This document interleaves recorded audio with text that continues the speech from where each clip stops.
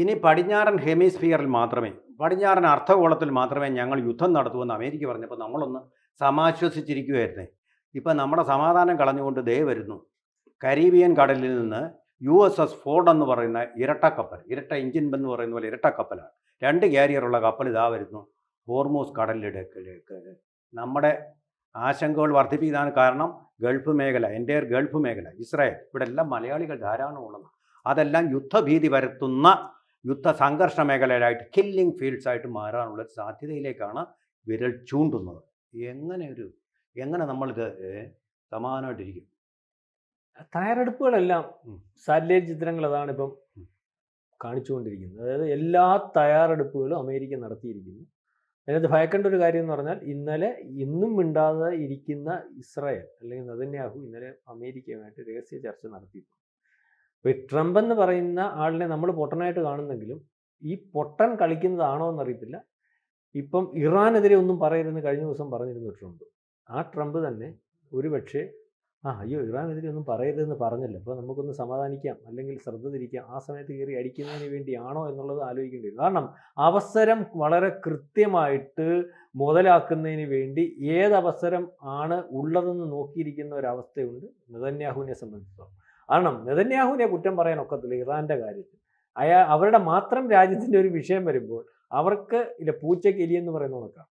കാരണം ജന്മശത്രുക്കൾ എന്ന് പറയുമല്ലോ. കാരണം ഈ രാജ്യത്തിന് എന്നും ത്രട്ടാണ്. മനസമാധാനത്തെ ജീവിക്കണമെങ്കിൽ ഖമേനിയുടെ നേതൃത്വത്തിലുള്ള ഒരു ഭരണകൂടം മാറിയിട്ട് പഴയ പേർഷ്യ, ഇവരുടെ ഭരണം അല്ലെങ്കിൽ ഈ ഭരണകൂടം വരുന്നതിന് മുമ്പുണ്ടായിരുന്ന ഒരു ഇറാനിലേക്ക് ആ ഇറാൻ ജനതയെ, ആ ഇറാനെ കൊണ്ടുപോകണമെന്ന് ആഗ്രഹിക്കുന്നുണ്ട്. അതിന് ഖമേനി എവിടെ ഇരിക്കുന്നു അവിടെ ചെന്ന് ഒരുപക്ഷെ കൊല്ലുമെന്ന് കണ്ട്, അല്ലെങ്കിൽ അതിൻ്റെ അവസരം കിട്ടിയാൽ അത് ഏതവസരത്തിലും, ഒരുപക്ഷെ നേരത്തെ മിഡിൽ ഈസ്റ്റിലെ യുദ്ധം വന്നപ്പോൾ ഖമേനിയെ സ്കെച്ച് ചെയ്ത് ഖമേനിയെ തട്ടട്ടെ എന്ന് ചോദിച്ച് നമ്മൾ പറയത്തില്ലേ, പോയിന്റ് ബ്ലാങ്കിൽ നിർത്തിയിരുന്ന സമയത്ത് അന്ന് ബൈഡൻ പറഞ്ഞത് ഇപ്പോൾ വേണ്ട, അന്ന് ഇയാളെ തട്ടിയാൽ ഉണ്ടാക്കുന്ന ഒരു പ്രതിഫലനം ഈ ലോകത്തുടനീളമുള്ള പ്രോക്സി വാറിന് ഏറ്റവും കൂടുതൽ ചെയ്യാൻ സാധിക്കുന്നതും, അല്ലെങ്കിൽ അത്തരത്തിൽ ഗറില്ല യുദ്ധമുറ ലോകത്തെവിടെയും ഏത് സമയത്തും ആഹ്വാനം ചെയ്യാൻ നടത്താൻ പറ്റുന്നതാണ്. ഇവിടെ ഇന്ത്യ പൊട്ടിത്തെറിക്കണമെന്ന് തീരുമാനിച്ചാൽ പൊട്ടിത്തെറിക്കും, അമേരിക്ക പൊട്ടിത്തെറിക്കണമെന്ന് തീരുമാനിച്ചപ്പോൾ ലോകത്തെവിടെ, അതിന് ഇറാൻ കഴിഞ്ഞിട്ടുള്ളേ ഉള്ളൂ. ആ ഒരു കാര്യം, കാരണം ഇതൊരു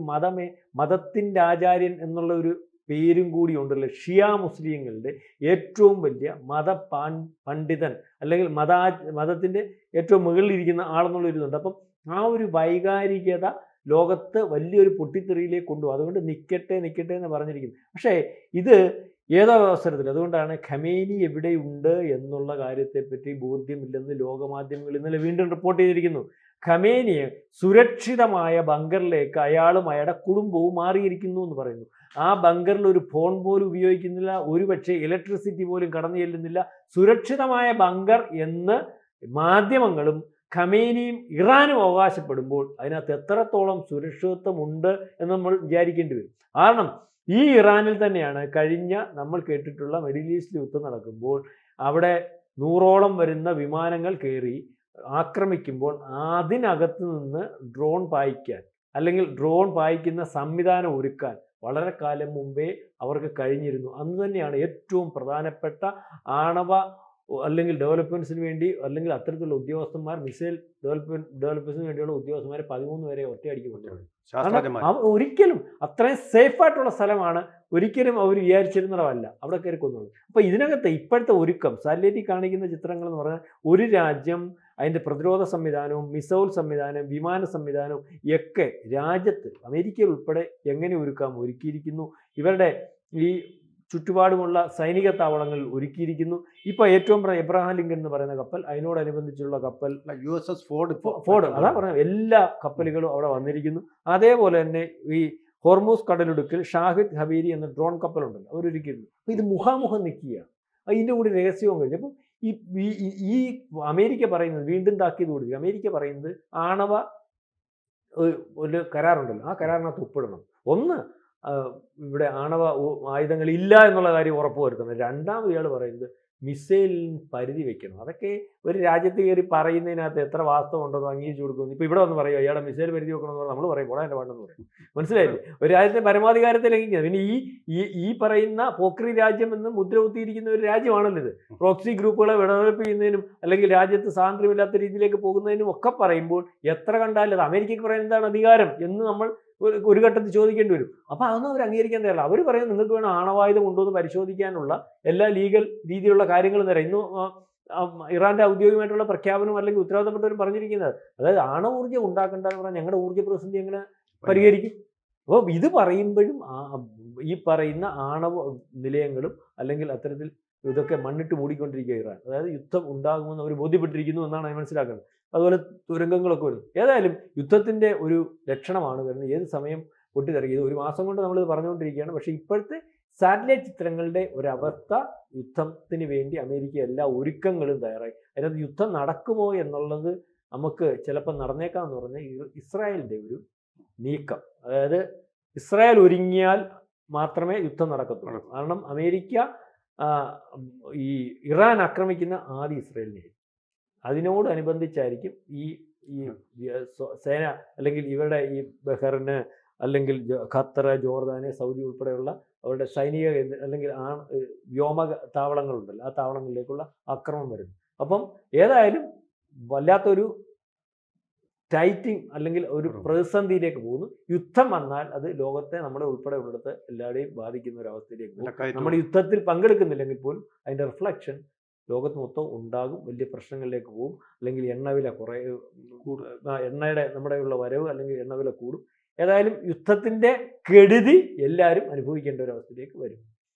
അല്ല, ഇത് യുദ്ധക്കെടുതി എണ്ണവിലയിൽ മാത്രം ഒതുങ്ങി നിൽക്കുന്നതല്ല. ശരിക്കു പറഞ്ഞാൽ ലോകത്തിൻ്റെ ഇതുവരെയുള്ള ഒരു സുഗമമായ സംവിധാനങ്ങളാകെ അട്ടിമറിക്കുമെന്നുള്ള കാര്യത്തിൽ ഒരു തർക്കമില്ല. ഇപ്പോൾ ഒരു കപ്പൽ നേരത്തെ വന്നു, എബ്രഹാം ലിങ്കൻ. അത് അമേരിക്കയുടെ ഏറ്റവും വലിയ എന്താണ് യുദ്ധക്കപ്പലാണ്.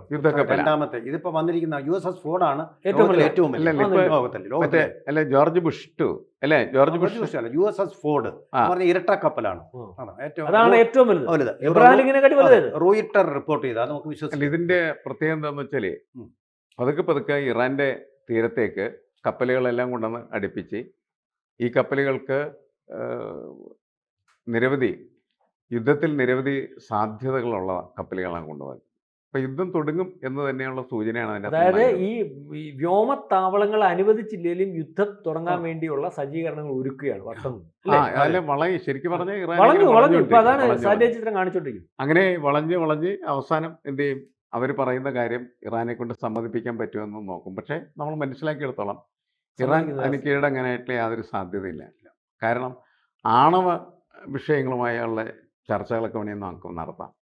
പക്ഷേ ഞങ്ങളുടെ മിസൈലുകൾ ഞങ്ങൾ വികസിപ്പിക്കേണ്ടെന്നോ അത് ഇത്രമാത്രമാക്കി നിർത്തണമെന്നൊക്കെ പറഞ്ഞാൽ അതൊന്നും നടക്കുന്ന കാര്യങ്ങളല്ല. കാരണം ഈ മിസൈലുകൾ കൊണ്ട് മാത്രമാണ് അവരെന്ത് ചെയ്യുന്നത്? ഇസ്രായേലിനെ അടിച്ച് അതിൻ്റെ ആപ്പീസൂട്ടിച്ച് നിർത്തിയിരിക്കുന്നത്.